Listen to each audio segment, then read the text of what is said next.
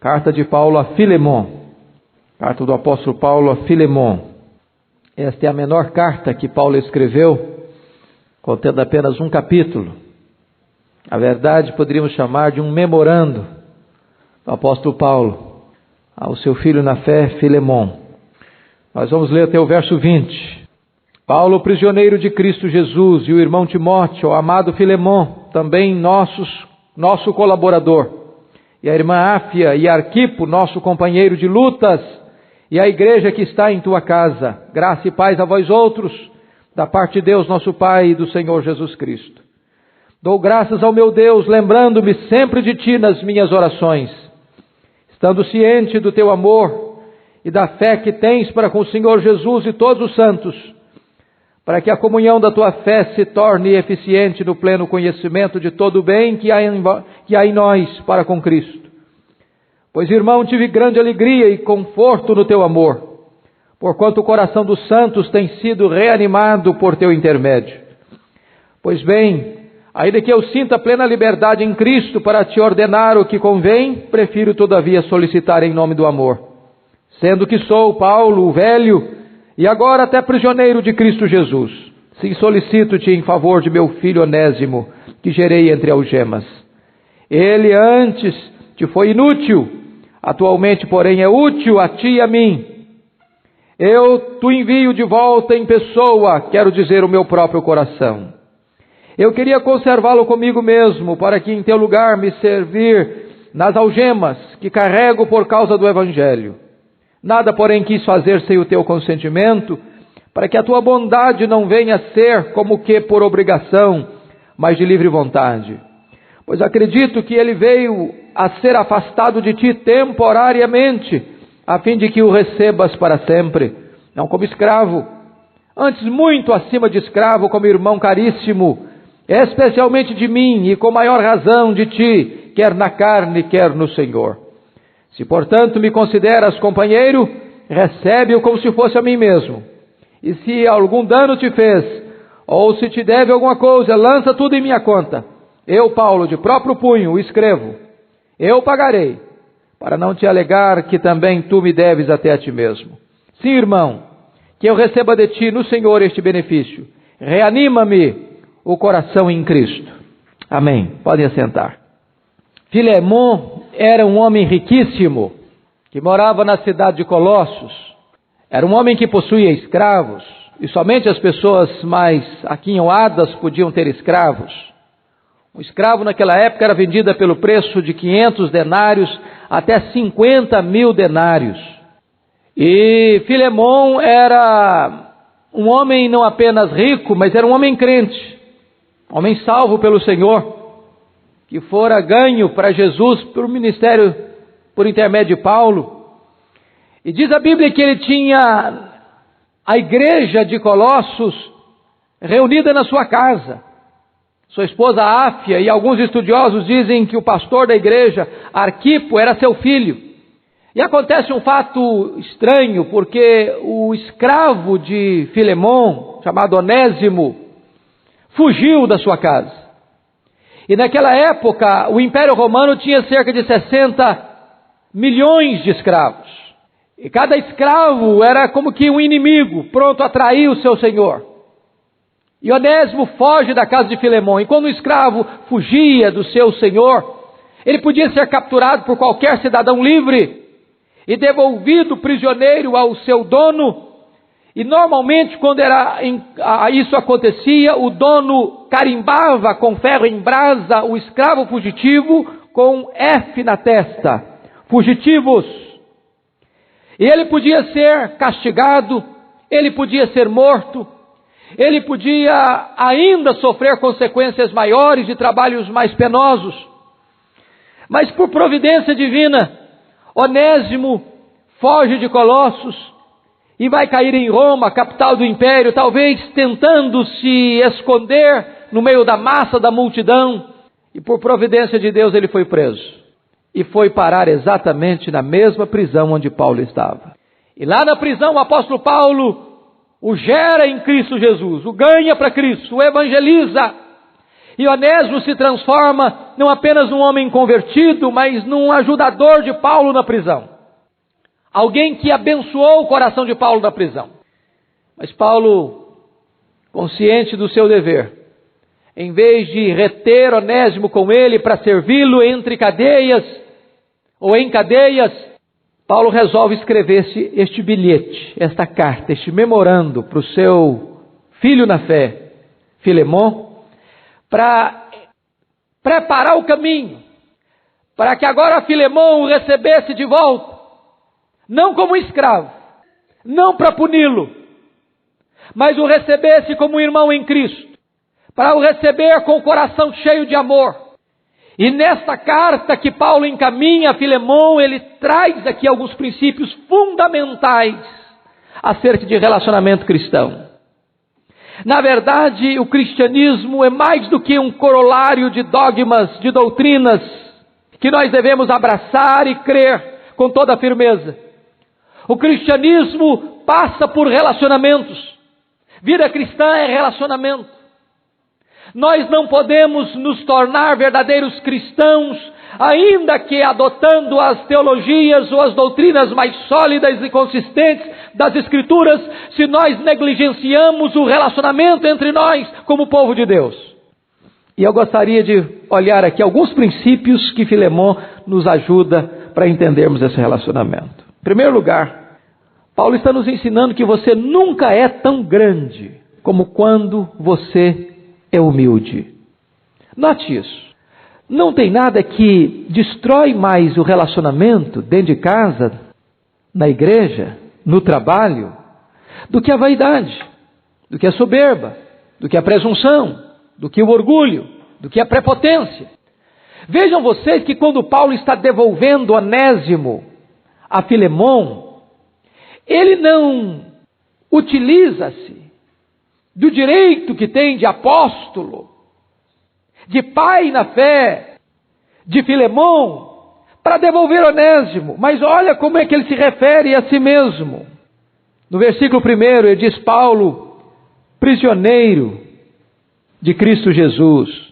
No verso 9 ele diz: prefiro todavia solicitar em nome do amor, sendo que sou Paulo, o velho, e agora prisioneiro de Cristo. Em vez dele colocar a sua alta posição de respeitado apóstolo, do maior plantador de igrejas, do homem de maior projeção no cristianismo do primeiro século, do homem que escrevera cartas para as igrejas e que pastoreava as igrejas gentílicas no mundo, ele se dirige ao seu amigo humildemente, como um prisioneiro, como um velho, como alguém que não exige, mas que solicita pelo amor. Nós pavimentaríamos relacionamentos com muito mais facilidade. Nós construiríamos pontes de contato com muito mais agilidade, se nós nos despojássemos, se nós abríssemos mão de títulos, de honras, de privilégios, de status, de posições, e nos humilhássemos e nos tornássemos solícitos em amor, como o apóstolo Paulo nos ensina. Este é o primeiro princípio que Paulo nos ensina nesta carta. Segundo princípio que eu quero destacar: você nunca deve perder oportunidade para elogiar sinceramente as pessoas. Notem vocês que coisa linda. Irmãos, esta é uma coisa que é fundamental na nossa vida. Deus nos criou com determinadas necessidades. Você tem necessidade todo dia de dormir. Já percebeu isso? Se você não dormir bem, daqui a pouco a sua mente não funciona direito. A sua lucidez vai embora. A sua capacidade de raciocinar com clareza desaparece. Você tem necessidade de alimento. Se você não se alimenta, você enfraquece. Você não tem capacidade de trabalhar, você perde o seu vigor. Você tem necessidade de segurança. Você precisa de um lugar, de um teto, de um lar, de um abrigo. Você precisa de cuidar do seu corpo. Mas outra necessidade que você e eu precisamos é a necessidade de amor, de amar e de ser amado. São necessidades vitais. tão importante quanto alimentar o seu corpo. E olhem vocês, que nesta característica do amor, nós precisamos cultivar e desenvolver a capacidade de expressar o nosso amor uns pelos outros. Às vezes nós amamos alguém, mas não falamos que amamos. Nós amamos escondido. Nós amamos e a pessoa não sabe que nós amamos. Eu ontem abri o meu e-mail e fiquei muito feliz, porque tem uma sobrinha, filha única do meu irmão que faleceu, a esposa faleceu, portanto ela é a única figura da família. Está morando no Acre, e eu tive pouco contato íntimo com ela, próximo dela, e ontem eu abri o e-mail e ela disse: tio, eu preciso dizer uma coisa para o senhor. Pressupõe que eu te amo, mas eu nunca declarei isso para o senhor. Eu nunca te disse que eu te amo. E eu quero dizer que eu te amo e o senhor é muito importante na minha vida. Aquilo alegrou minha alma. Porque não basta apenas você pertencer à família, você ser tio, você ser sobrinho, você ser irmão, você ser primo, você ser avô, ser avó, ser pai, ser mãe, ser filho. É preciso que você diga para as pessoas que você ama: eu amo você, você é importante para mim, você tem valor para mim, você é uma bênção na minha vida. Olha o que Paulo escreve aqui no versículo 7. Pois, irmão, tive grande alegria e conforto no teu amor, porquanto o coração dos santos tem sido reanimado por teu intermédio. Olha que coisa bonita. Disse Filemon: você é uma bênção. Você tem reanimado o coração dos santos. A sua casa é uma fonte de consolo para as pessoas que chegam. Você tem sido refrigério para as pessoas. Quando as pessoas se aproximam de você, elas saem mais animadas com a vida. Qual foi a última vez que você fez um elogio sincero a uma pessoa que você ama?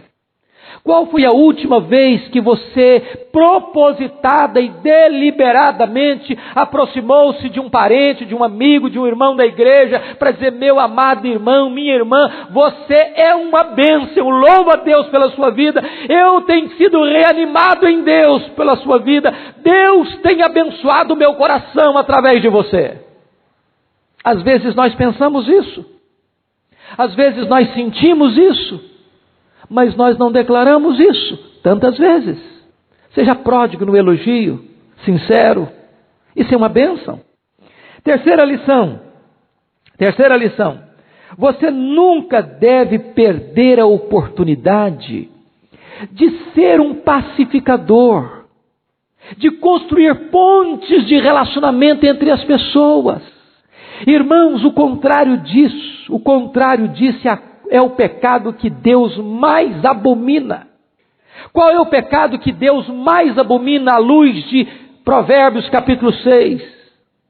O pecado que mais Deus abomina é aquele que espalha contenda entre os irmãos. É aquele que leva e traz informações não para aproximar, não para reconciliar, não para juntar os corações, mas aquele que leva e traz informações para gerar intrigas, contendas, dissensões, disputas, divisões e amarguras. A Bíblia diz que este pecado Deus abomina. Mas como é bonito você ser um pacificador. Jesus disse: bem-aventurados os pacificadores, porque serão chamados filhos de Deus. Vamos ver o que Paulo fez para pavimentar o caminho da reconciliação entre Onésimo e Filemon. Note você que Paulo começa preparando o caminho, mostrando a sua linguagem de amor em vez de autoridade apostólica. No verso 9 ele diz: prefiro todavia solicitar em nome do amor. Existe uma grande diferença entre você exercer a autoridade imposta e exercer a autoridade adquirida. Você pode dar uma ordem como um general e as pessoas podem até obedecer. Você pode até ter poder para fazer isso, você pode até ter direito de fazer isso. Mas quando você solicita por amor, o argumento se torna irresistível. Não importa a posição que você ocupa, não importa o cargo que você ocupa na sua empresa, na sua profissão, ou mesmo a posição de liderança, seja na igreja, seja em casa, seja onde for.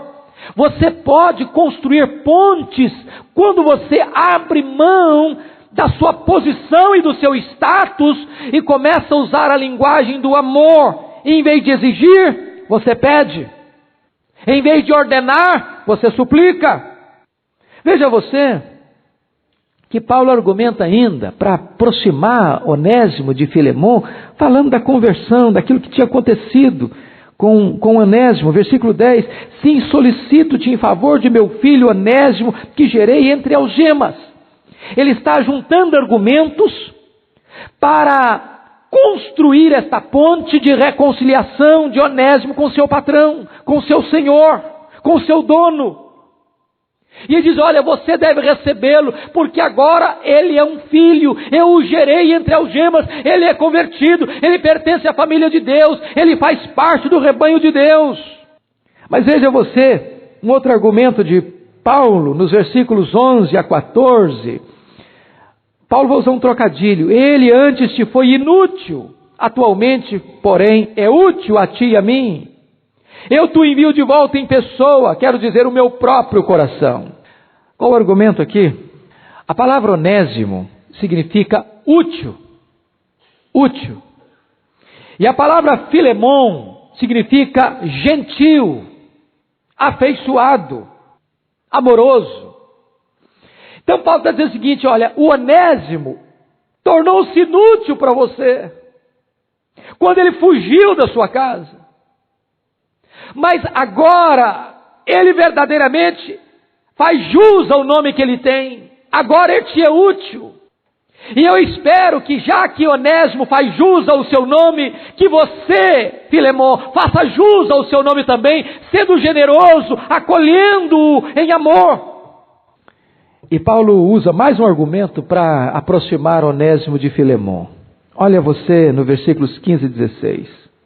Pois acredito que ele veio a ser afastado de ti temporariamente, a fim de que o recebas para sempre, não como escravo, antes muito acima de escravo, como irmão caríssimo, especialmente em mim, e com maior razão de ti, que na carne, quer no Senhor. O que ele está dizendo é o seguinte, olha Filemon, nós cremos na soberania de Deus. A fuga de Onésimo não foi por acaso. Quando ele tomou essa decisão, ele não estava entendendo nem compreendendo. Certamente a motivação dele era errada, ele queria fugir, ele queria se esconder, ele queria largar mão do seu trabalho. Mas a providência de Deus trabalhou de tal modo que ele, fugindo, encontrou a salvação, encontrou a verdadeira vida. A mão da providência de Deus está por trás desta cena, deste acontecimento, deste episódio, de tal maneira, Filemon, que agora você deve receber Onésimo, não como escravo, não como um fugitivo, mas como um irmão caríssimo. Lição aprendida. Até que ponto você e eu nos esforçamos, buscando todos os argumentos da nossa razão e do nosso coração, para nós aproximarmos as pessoas umas das outras. A igreja é a comunidade do amor, queridos. Nós precisamos ser a comunidade do amor, da aproximação entre as pessoas. Deus deu a todos nós, esse é um ponto interessante. Se você não sabe qual é o dom que você tem, porque todo crente tem dom, né?